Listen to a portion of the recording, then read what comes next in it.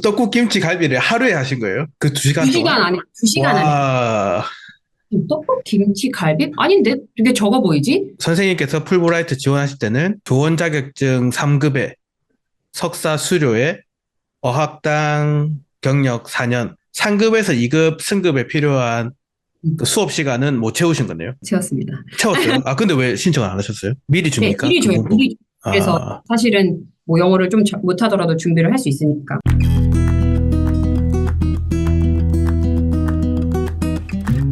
안녕하세요, 여러분.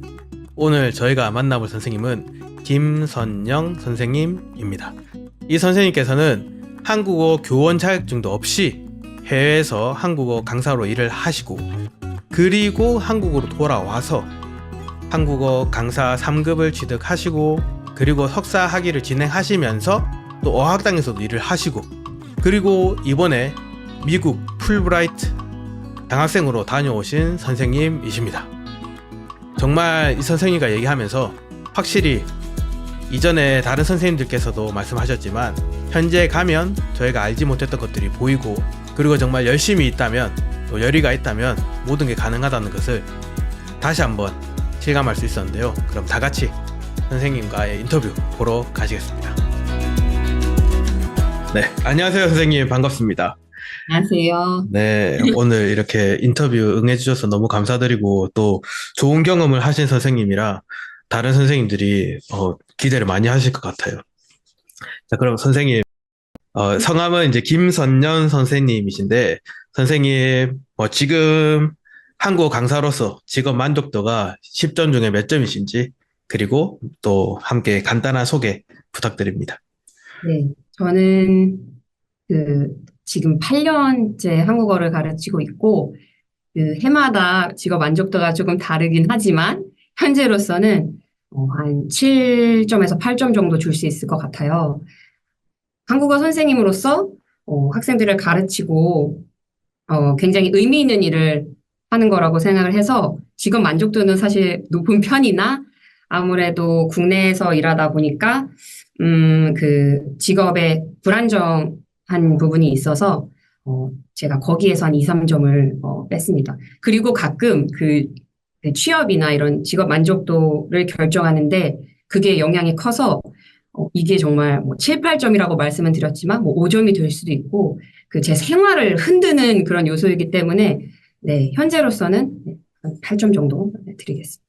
지금은 잠깐 일을 쉬고 있고 하반기부터는 일을 하게 될 것 같아요. 그래서 잠깐 최근에 미국에 다녀오기도 해서 잠깐 쉬고 있습니다.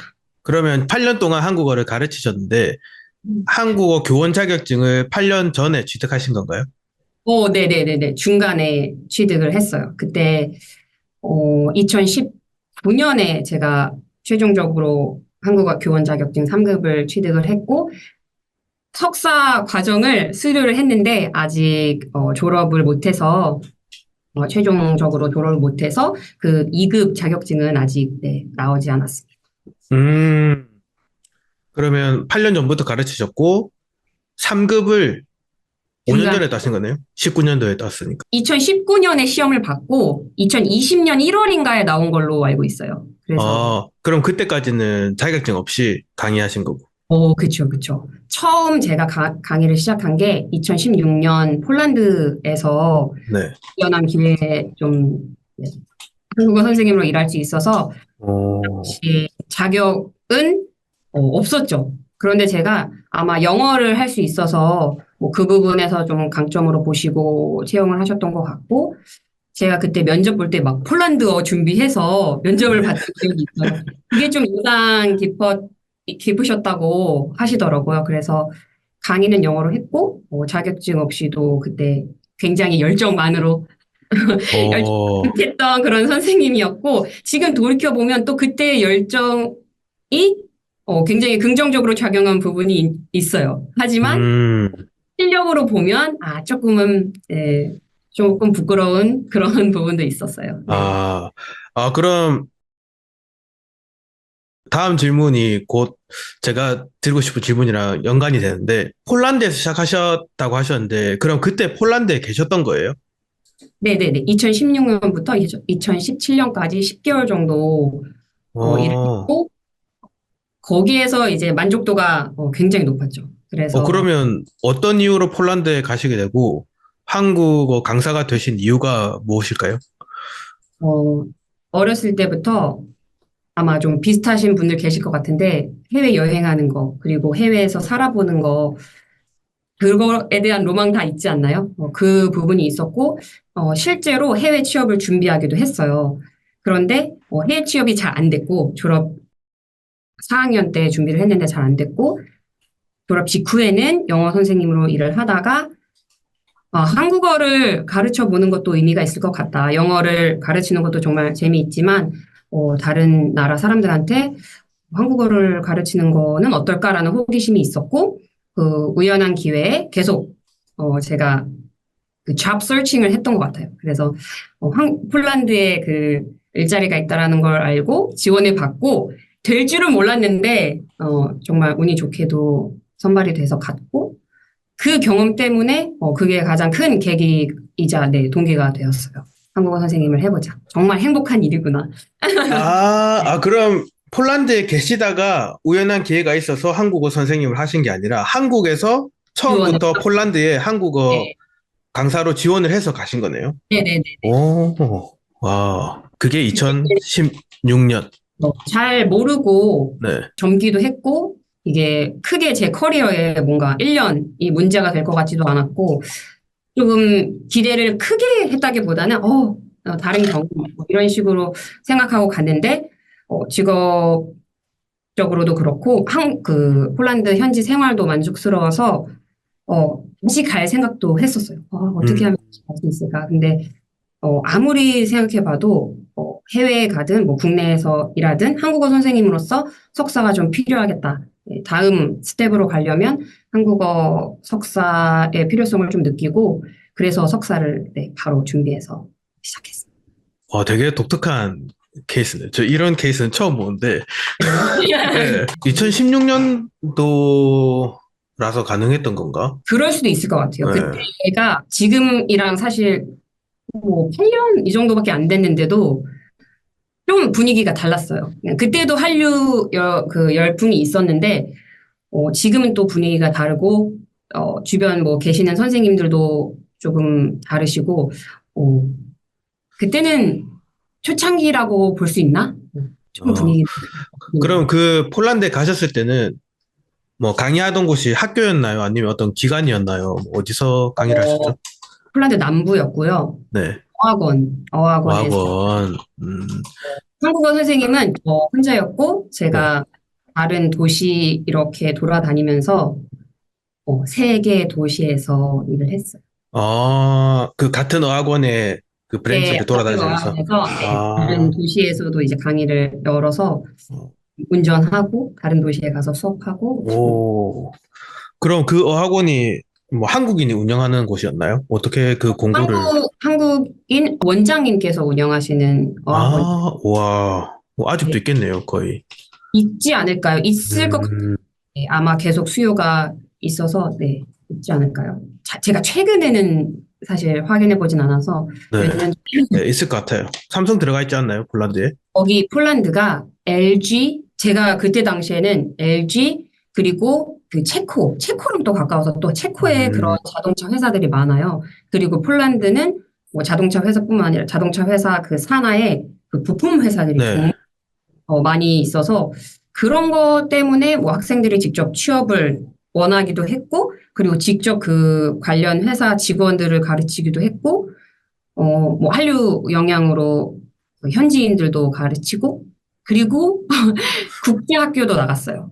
폴란드에 계실 때요? 네, 아, 국제학교에서 한글 가르치는, 네. 이제 우리나라로 생각하면 국어 교사였던 거죠. 그래서 그 어린이들, 음, 더 초등학생들 가르쳤어요. 국어 선생님이란 말씀은 선생님이 가르쳤던 학생들이 한국인들이었나요? 네, 한국 학생들 아, 국어 가르친 거죠. 그래서 어, 받아쓰기 하고, 국어 네. 교과서 같이 보면서 활동하고 그랬어요. 그런 거를 또 KHL이라고 구분해가지고 따로 연구를 많이 하더라고. 코리안에서 헤리테지 랭귀지 해가지고 네. 따로 하더라고요, 이거를. 그래, 생각보다 이제 현지에 가시면 그런 기회가 생기는 것 같더라고요. 저도 사실은 저의 그 가장 주 업무가 외국인 대상으로 한국어를 가르치는 거였지만 말씀드렸듯이 국제학교에도 나가고 과외 문의도 굉장히 많이 왔고 뭐 제가 뭐 따로 어학원 소속으로 과외를 하긴 했지만 개인적으로도 또 문의가 오기도 했고 음, 그다음에 조금 이렇게 열심히 찾아보면 기회가 생기더라고요.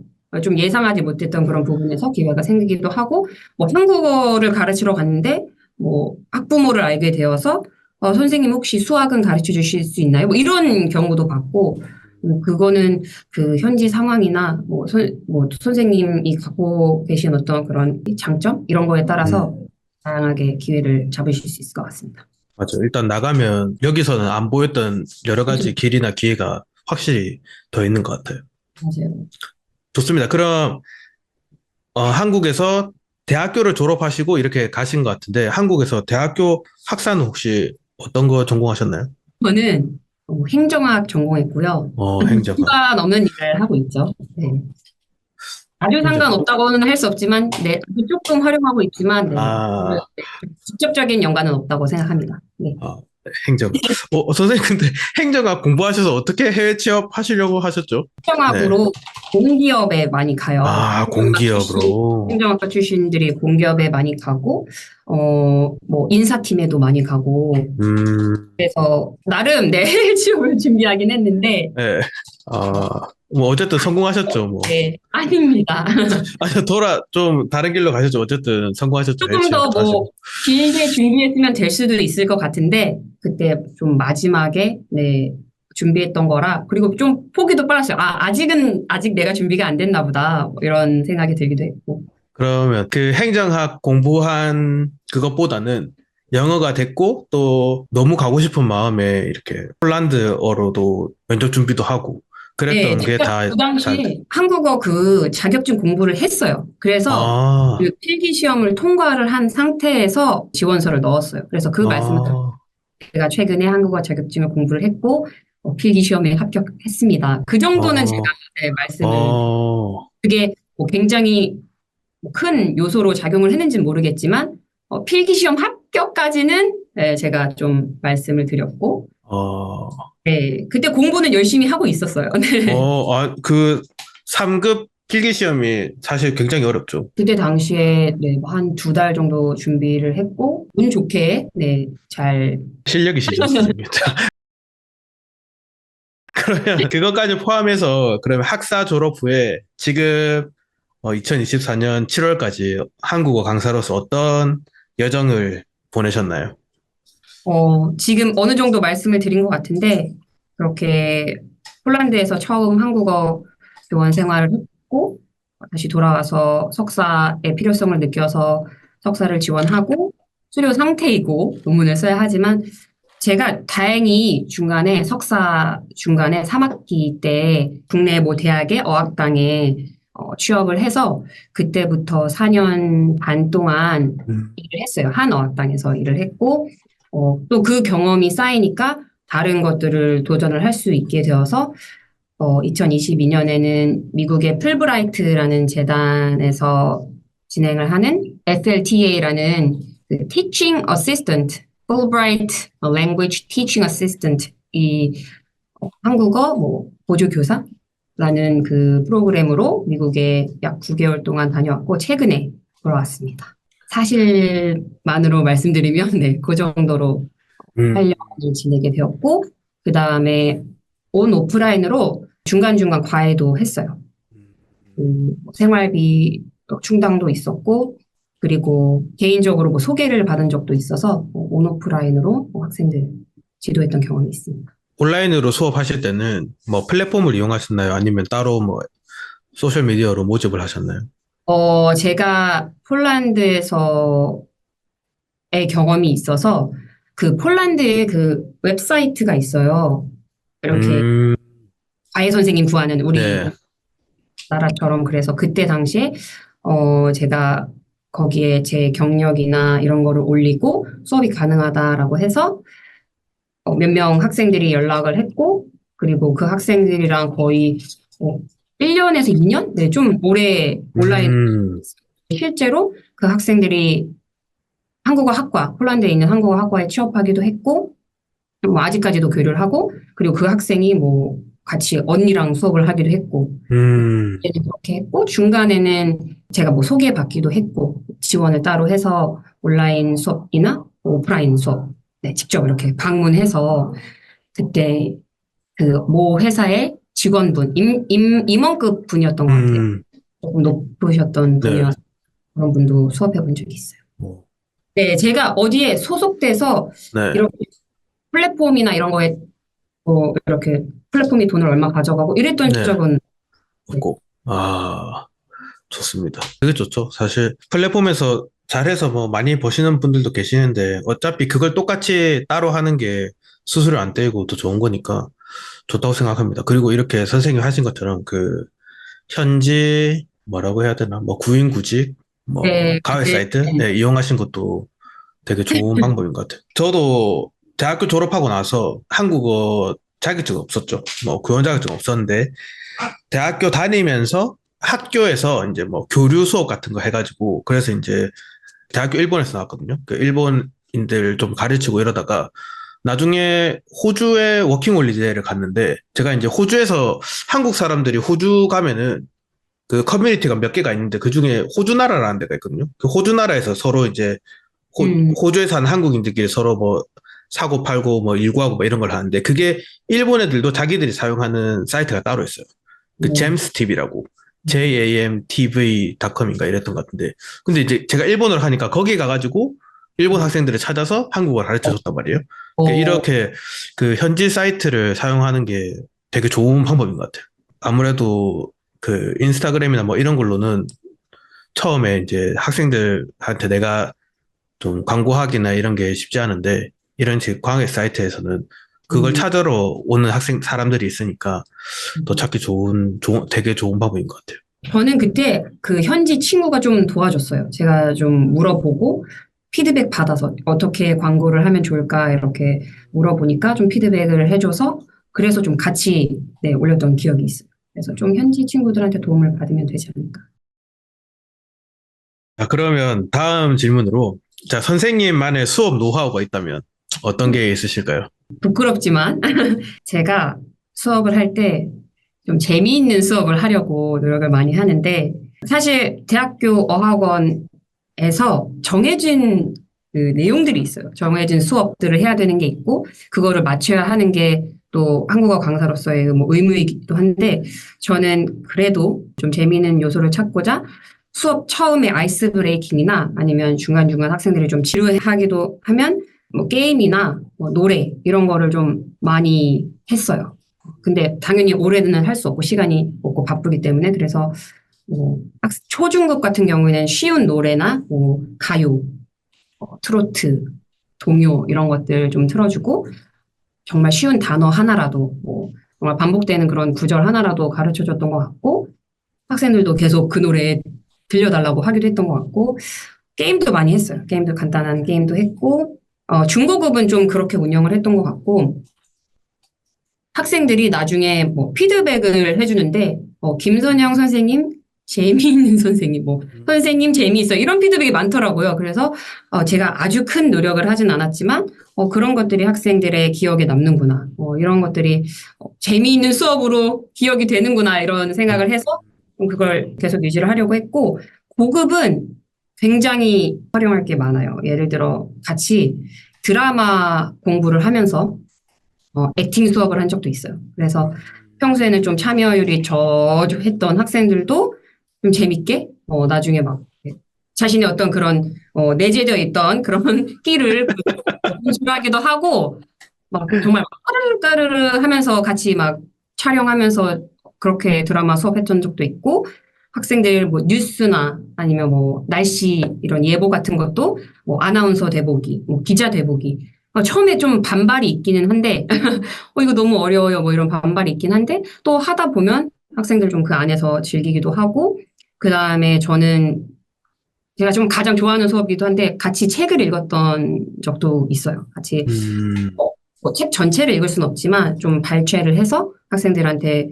좀 미리 읽어볼 수 있게 하고 그다음에 선정을 할 때 특히 학생들이 좋아하는 주제를 해야 돼요. 그래서 미리 주제 같은 것도 물어보고 보통 심리 이런 거를 좀 다수의 학생들이 좋아해서 심리를 많이 선정을 했던 기억이 있고 그게 참 특히 고급 학생들한테는 기억에 남고 저도 사실 굉장히 즐겁게 재미있게 수업을 했고 사실 이런 거는 제가 있었던 대학교 어학당의 좀 특징이기도 한데 정해진 커리큘럼 안에서 조금은 저의 재량이 네, 있었고 제가 미리 이제 좀 건의를 드리면 그렇게 해보는 게 좋을 것 같다. 이렇게 말씀을 해주셔서 네, 그렇게 진행을 했었고 아마 다른 학교도 가능한지는 사실 모르겠어요. 다른 학교도 그렇게 좀 유연하게 할 수 있는지는 모르겠지만 저희도 이제 정규 과정이 있었고 학생들이 예를 들어 6급 같은 경우에는 좀 오래 7급이라고도 부르기도 하는데 조금 오래 공부하는 친구들은 이게 똑같은 교재로 막 1급부터 6급까지 공부하면 되게 힘들어 하잖아요. 그래서 오히려 학생들이 어떻게 하면 좀 흥미를 가질 수 있을지 고민을 했고, 뭐 물어보기도 했고, 그래서 수업을 꾸렸던 것 같아요. 그런 부분이 다른 선생님들은 모르겠지만 저는 네, 좀 강점이라고 생각하고 있어요. 그럼 드라마 수업과 책 읽기 수업은 그 한국에서 하신 거예요? 네, 다 지금 제가 아, 말씀드린 건 맞, 대학교 어학원에서 국내 음, 대학교 어학원이고 해외에서도 해봤죠. 해외에서도 비슷하게 해봤고 초중급에서는 드라마랑 그런 독서 수업은 조금 네. 어려워요. 이제 고급으로 갈수록 그런 부분이 조금 더 선생님의 어떤 창의성이라고 해야 되나? 그런 것들이 발휘될 수 있고 저는 사실 1급부터 6급까지 다 수업을 해봤고 토픽 수업도 해봤는데 그 5, 6급 학생들이 소위 말년 병장처럼 이제 적당히 이제 한국 생활도 했고 좀 한국어도 할 수 있고 이러니까 한국어 수업을 조금 지루해 했어요. 이게 사실 저도 제가 정해진 수업을 하는 게 가장 편하고 쉽거든요. 그런데 이 학생들이 이렇게 앉아 있는 거 보면 이젠 좀 알만하다. 아, 저 선생님 어떻게 수업할지 좀 예상이 된다. 이런 게 있어서 조금 새로움 그리고 좀 흥미로울 수 있게 수업을 꾸리려고 노력을 했고 그런 부분들을 학생들 좋아해주고 아직까지도 그런 얘기를 많이 해요. 아, 그때 선생님 그 드라마 수업 저는 유미의 세포들 수업도 했었고 최근에 했던 게 기억이 음, 나는데 유미의 세포들 그 재밌는 장면들이 있거든요. 그러면 학생들이 헷갈거리면서 같이 뭐 보기도 하고 직접 연기도 해보고 그런 게 좀 기억에 많이 남아요. 지금 제가 어학당에서 4급이랑 2급의 수업 들어가는데 4급만 돼도 사실 뭐 애들이 할 말, 안 할 말 다 잘해가지고, 미안해. 사급부터 그러죠. 잘해가지고 이런 네. 것도 좋은 방법이 될 것 같아요.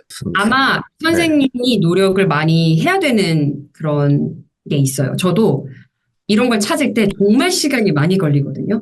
그래서 정해진 수업을 하면 뭐 1시간, 2시간 준비를 하면 이제 끝나는 내용인데 이런 거 개인적으로 찾으면 사실 시간도 많이 걸리고 그리고 학생들이 정말 좋아하면 다행이지만 또 그게 편차가 있을 수 있어서 그렇죠, 그렇죠. 네, 조금 모험이 될 수도 있어요. 그래서 더 선생님이 준비를 많이 해야 되는 게 있어서 저는 힘들면서도 재미있게 했던 것 같아요. 정말 열정이 있으니까 또 준비를 했었고 또 재미있게 또 학생들이 받아들여주면 그치 이런 게 또 한권 선생님으로서의 보람되는 순간이구나 또 이러고 네, 힘듭니다. 솔직히. 오케이, 좋습니다. 자, 그럼 이어서, 자, 그런 재밌는 수업을 많이 하셨는데, 정말 나는 한국어 수업 이런 것까지 해봤다 하시는 거 뭐가 있으실까요? 네. 그렇죠. 작년에도 그런 것도 해봤고 저 폴란드 있을 때 소운동회도 했던 기억이 있어요. 소운동회요? 소운동회 아, 정말 소운동회, 작은 소운동회 운동회. 예. 달리기 하고 그때 이제 조금 특별하게 학생들이랑 뭐 야외에서 뭐 소풍을 가거나 좀 특별한 여름 수업을 기획하고 있었는데 날씨도 좋고 운동회 우리나라에서는 사실 초중고 뭐 대학교 때도 운동회를 하니까 그런 부분을 건의를 드렸는데 다행히 좀 만족해 하셨고 거의 그때 한 40명 학생들뿐만 아니라 학생들 뭐 지인 그리고 뭐 제 지인들도 초대해서 마치 한국 문화 행사 이런 것처럼 기획을 해서 했었고, 달리기 해서 밀가루 속에 있는 그 사탕 먹기 막 네. 그런 것도 재미있게 했었고, 그때 학생들이 참 행복해 보였어요. 저도 재미있었지만 학생들이 참 행복했고, 사실 교실 밖으로 나가면 좋아하잖아요. 그래서 그런 것들도 했었고, 그래서 학원, 이제 어학원 홍보도 돼서 학생들이 여름 학기에 수강을 하기도 했고, 그 다음에 아마 국내 어학원에서는 조금 정해져 있는 게 있어서 이런 게 가능할지는 모르겠어요. 그런데 저는 제가 일했던 곳에서 문화 수업으로 요리를 정말 많이 했거든요. 요리를 거의 10주가 있으면 한 번은 꼭 들어가게끔 했는데, 그래서 사실 요리 수업이 좀 자신 있기도 했어요. 뭐 5명일 때도 있고, 뭐 10명일 때도 있고, 뭐 15명 정도가 최대였던 것 같은데, 미국에서 최근에 강의할 때, 여기에서는 사실 요리 수업이 되게 중요해요. 뭐 한국 음식도 없었고. 그래서 그때 한번 다 같이 제가 가르쳤던 학생들 다 함께 수업을 했는데, 그리고 친구들도 이렇게 조금씩 부르더라고요. 우리 수업이 있는데 한번 가볼래 하면서 이렇게 친구들도 좀, 그런데 또 오세요. 뭐 사실 오지 마세요 이렇게 할 수가 없으니까. 그렇죠. 좋아요. 오세요 하니까 거의 25명? 음, 근데 그거를 통제하기가 생각보다 어렵더라고요. 제가 요리를 직접 하진 않았지만 뭐 어떤 팀이 잘하고 있는지 뭐 사진도 찍고 어떤 팀이 뭐 지금 진행이 되고 있는지 이런 걸 좀 봐야 하니까 좀 최근에 그게 조금 어렵고 힘들었던 기억이 있어요. 사실 시간이 많으면 상관이 없는데 그때 2시간 밖에 없어서 좀 많은 학생들과 함께 요리를 했던 기억이 있습니다. 어떤 요리 하셨어요? 저는 또 그러니까 욕심을 내서 좀 간단한 걸 하면 되는데 또 기회이다 보니까 좀 다양한 걸 체험하게 해주고 싶은 거예요. 그래서 저는 일단 추석이랑 설날에 2번 했어요. 네. 그게 이제 첫 학기랑 2번째 학기 한 건데 네. 일단 2번째 학기 최근에 한 게 설날 행사로 떡국 그리고 김치, 갈비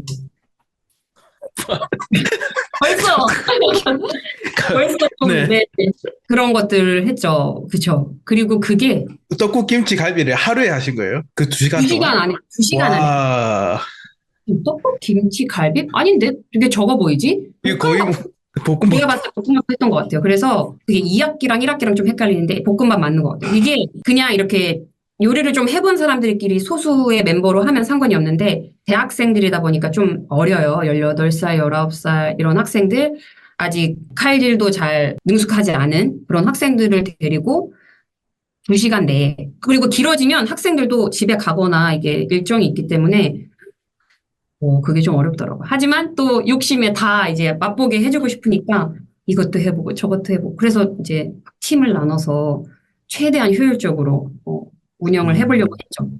그런데 조금 딜레이가 계속 되더라고요. 제 마음대로 안 되죠, 그렇죠? 와, 이거 2시간은 거의 뭐 냉장고를 부탁해 수준인데. 그래서 제가 미리 갔죠. 미리 가서 조금 할 수 있는 건 하고 그리고 조금 자원 받아서 미리 할 수 있는 건 좀 최대한 준비를 했어요.